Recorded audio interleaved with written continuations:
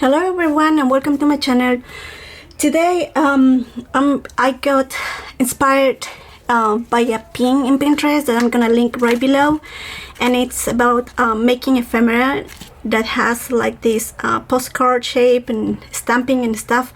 And I saw it was so extremely pretty that I thought that I was just gonna try to do something similar. Okay, so let's get started. The first step, of course, is gonna be stamping the piece, and I have this stamp, and this paper is super thick, which is great. Well, okay, let's see if this is gonna work out. Hopefully. My hands are full of ink, so I apologize in advance. And we're gonna put this piece here. Something that I love doing with these things, well, it's just going with my bone in the top. So that's the result. So we're gonna put this away in a second, and we just need to cut it up. So I'm gonna cut it like about there. Cutting like this. It's not gonna be perfect, of course, but we can do a lot of stuff with this that I couldn't do with this piece, because this piece, the paper is so kind of thin. I didn't want to try much on it, but in this one I'm not scared because the paper is really thick. Okay, it's very thick, and if you're gonna use any painting at all, I would suggest you to do the same. Don't use any thin paper. Okay, for the next step, I'm gonna paste another color of a postage stamp here, because I think it is what it gets the pieces together. So for that, I got some hand stamped postage stamps. Again, if you have a set, something like this one, you can stamp that. This was also a set that I bought several years ago, and I apologize for using all these supplies that are super old. So I'm gonna paste this in the top of this postage stamp, as you can see this. So this is gonna be the first step, and something that adds color. And the reason because we're adding color to this piece is because we're gonna have this middle piece that could be something complementary. So it can, and in the pin that inspired this piece, these pieces, she used orange, acrylic orange, and I still, oh my gosh, they were like autumn inspired, and it was so extremely pretty that I couldn't help it. I just immediately fell in love, and I said I need to do it. And if I was gonna make it anyway, which I did it, I was like, well, maybe I should record it, because these pieces are so pretty, and I was thinking maybe we should try to go into this adventure together. Anyway, so the first part is there. If you have laces, this is gonna be so much prettier. Or also, I do not have, but I have this mesh kind of stuff. I'll show you what I have. So it's this one, right? And it's very pretty. So I thought, well, it could work. I also have other colors, but this one was, I think is the one that was gonna work. Now, to explain you what I did in this piece, there are 3 stamped images here. Actually, there is the brown one, and then this blue one is I stamped this with a ink stamp that was really gray, very shadow kind of color. And then in the top of that, I color with watercolor. And finally, I found a stamp that had like really black kind of spaces. There is no much detail on it, as you can see, and then I stamped that in there. And she has kind of a black piece in the top of the 2 stamped images, but they are all sewn, which I'm not gonna do. So at this point, this was the best I could, but it's really pretty. And if you want to check out that pin, it's gonna be also good for you. Maybe you can try different techniques. I just saw it was super cute. Another thing that she did which I absolutely loved, is that she used hexagons.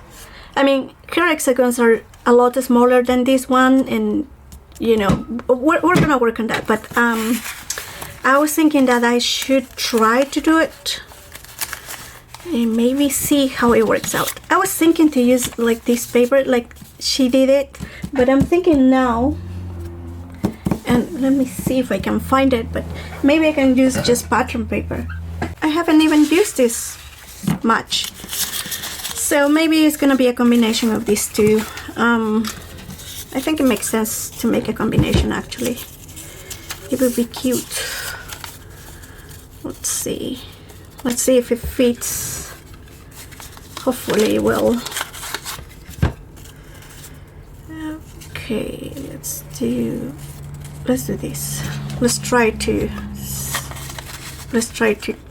cut this with the cutter, because I don't want to do it by hand.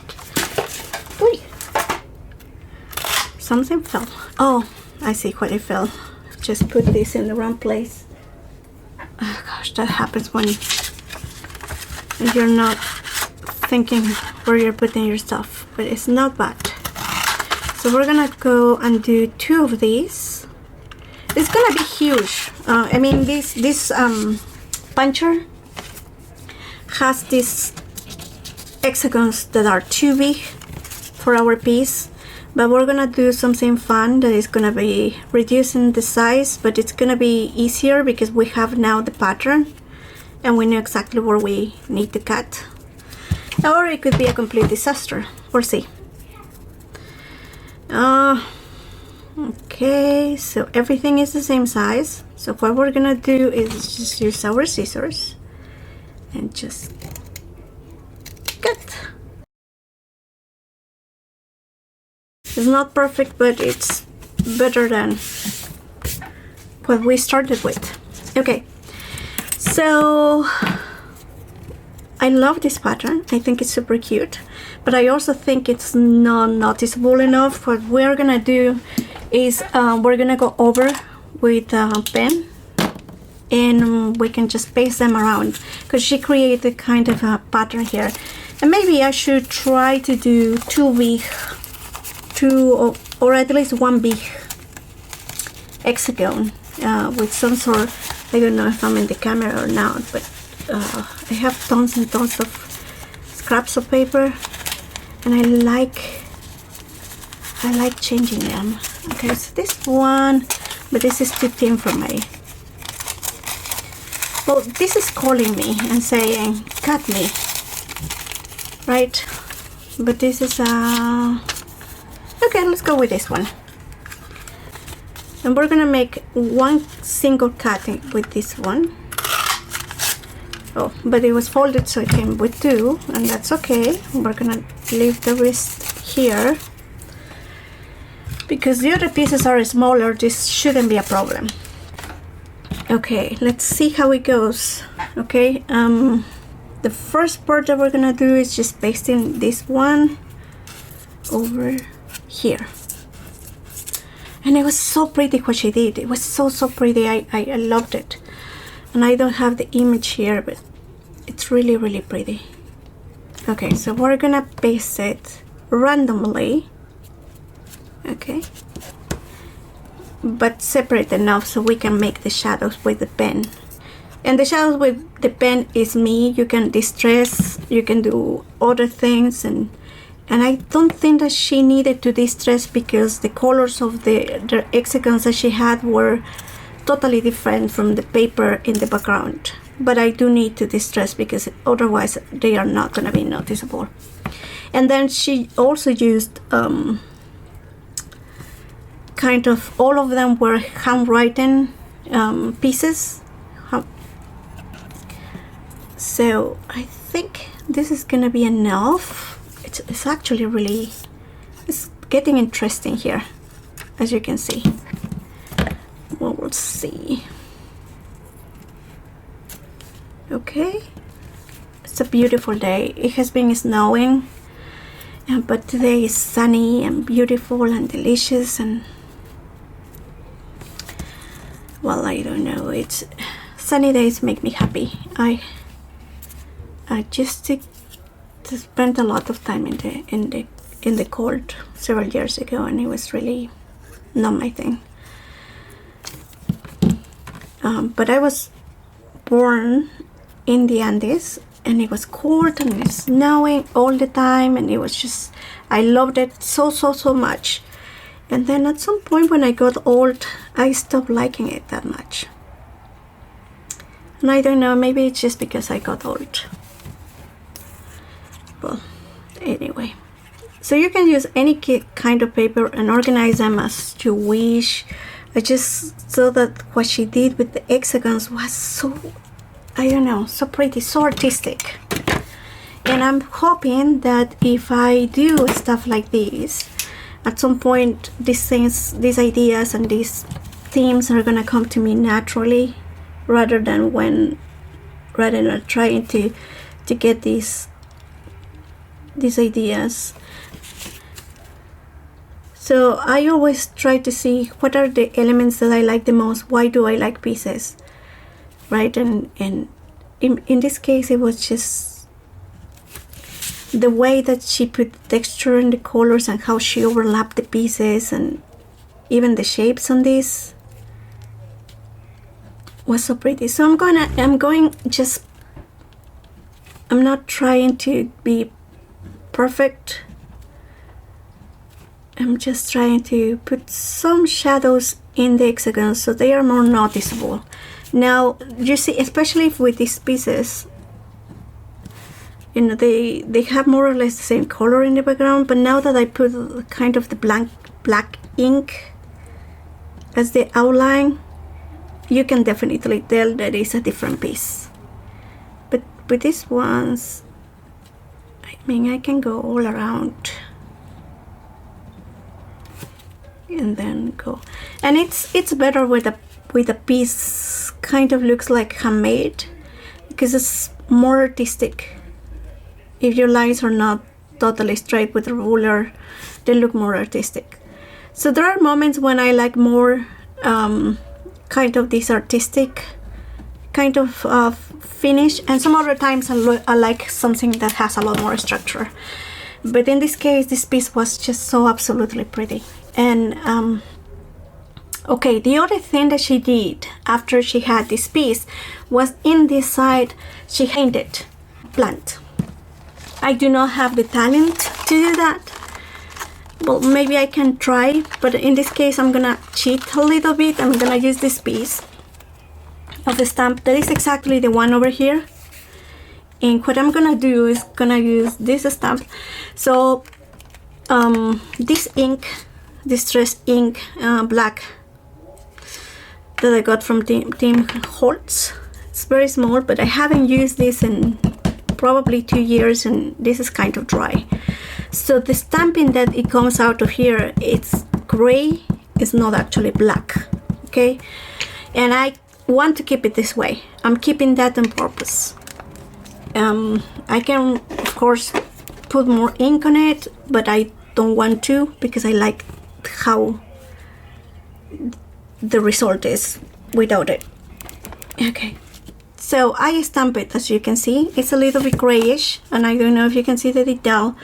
It's not perfectly all the pieces, but it's okay, because what I'm gonna do is now I'm gonna go with my green or my orange. I'm gonna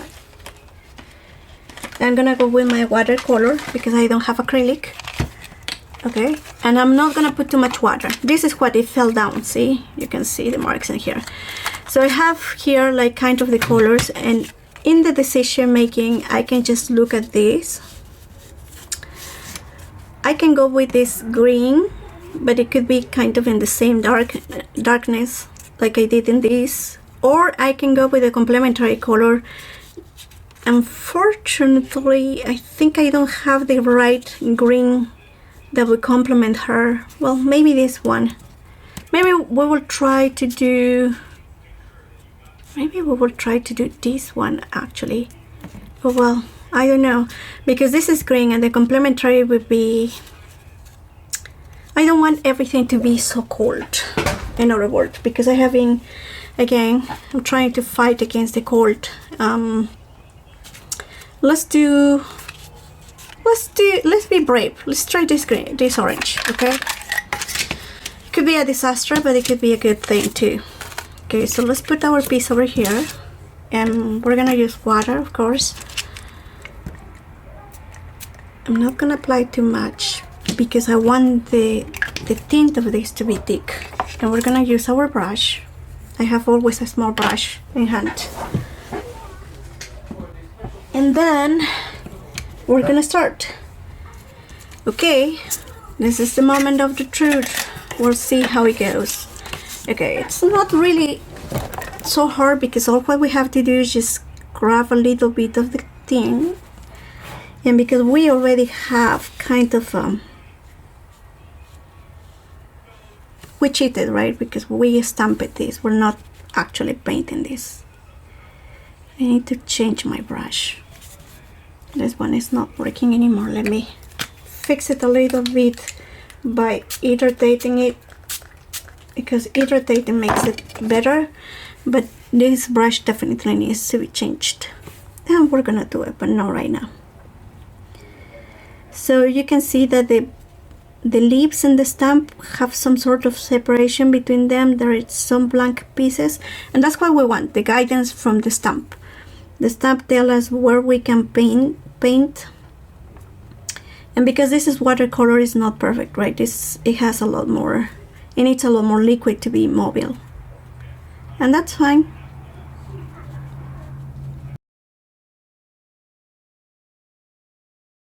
So I went to the thrift store and I found this piece. It was so cute and I couldn't help it. So what I'm gonna do is just gonna be orange, blue, orange, green, orange, green, kind of. And we're gonna stamp with the watercolor. So because I already have the orange, I'm gonna use it. Okay, so you just paint it and stamp it. And then we're gonna do 2 of these. Okay, and then stamp it, and you can't go wrong. Okay, now I have been using these before, so we're gonna do a little bit of the green.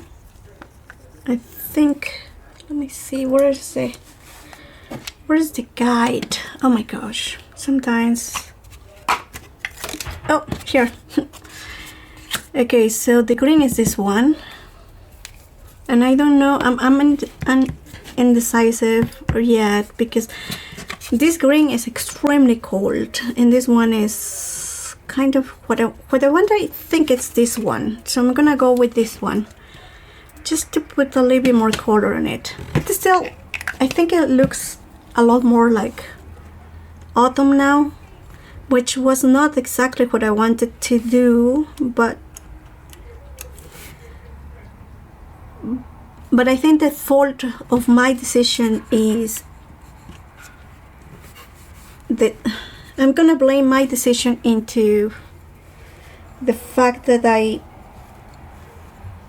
had this stamp in green. So we're gonna see if I can get this corrected, but just it's not getting the right amount of green in the stamp.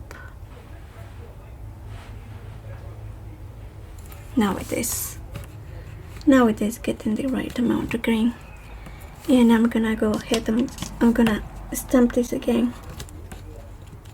Doesn't matter. This stamp is one of my favorites ever, and I think I bought this last year. Okay, now the other thing that I wanted to do in the other piece that I couldn't because it was so thin was gonna be open a scissor, and this is my favorite thing to do that. So this is my favorite to cut, this is my favorite to make this technique. That is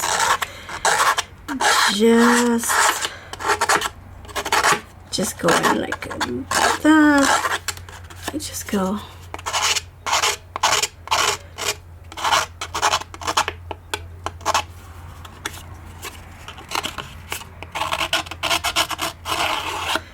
And it's just so lovely. And the reason because I'm doing this here is because it is when you stamp it, when you distress it, it's a lot easier. So let me show you the results, which I love. So I'm gonna get this tool, and this is the walnut. So we're not gonna use the walnut, we're gonna use the vintage photo distress ink. And we're gonna go ahead and do this, and look at the results. The distress is a lot better. And I don't know if you can see the difference, but I can definitely see and feel the difference. And so we just go ahead and put it. And now another thing that I love from doing this is that usually when you distress bigger pieces, the problem is that at the beginning of the distressing, most of the ink is gonna go into the first moment you touch the paper. And when you have these cuts, it's a lot easier to work around it. Let me show you what I mean. Let me get my mat. I have 4 different mats, sizes of mats. And I think this is the middle size mat. But I also have been doing watercoloring, so it's not going to be a big deal for us to check. So when you go like this, then you go in circles, and most of the ink is going to stay right here because this is lifted a little bit. Whereas if you did not have that, probably it's going to be, you're going to see kind of places in your piece that kind of having too much ink. It doesn't look natural in that way. Oh gosh, they look gorgeous. In my opinion, of course, you might like something different, but I do like how the piece looks like now. So the other thing that we're gonna do here, and now I notice, is that we didn't use the beautiful fabric that we had. And so we can try to put some of this in here. And I'm gonna use those scissors for cutting this, because once you start cutting fabric with your paper scissors, it's messed up forever. I made a mistake before with these blue scissors. And so these blue scissors are not really good for anything anymore. So you just have to try to find the right place where you want to place them. And so I'm gonna have one of them, probably this one right here, and I'm gonna put this other one right here. And it's gonna look even more interesting. Okay, for this one, we need to make sure to use the specific tool for this, and for this, the only way you can paste it is here with this. Like, this is the other way. No, I was right the first time. Gosh, I don't use this that much, so I apologize for my issues using it still. There you go. Hey, I hate when these things happen. You know, you put glue on it and it still doesn't. Okay, there you go. And right on the top of this. And I'm gonna put a little bit more here. Not too much, because the other thing is that this thing gets sticky, and then when you use mesh, it gets kind of nasty with other pieces. It pastes together and then it destroys the pieces. I went through that process before.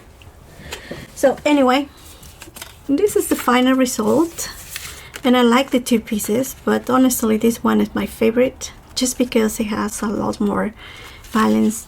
Let me see if I have any other thing that I can add right here. Okay, I knew it. I have a 4 container with these things. So we're gonna put that away and we're gonna stick this one in there. We ready? There you go. It looks pretty. They both look pretty. And I hope that you also like them. If you did, please consider subscribing. We're gonna try a lot more of ephemera. Thank you. Bye.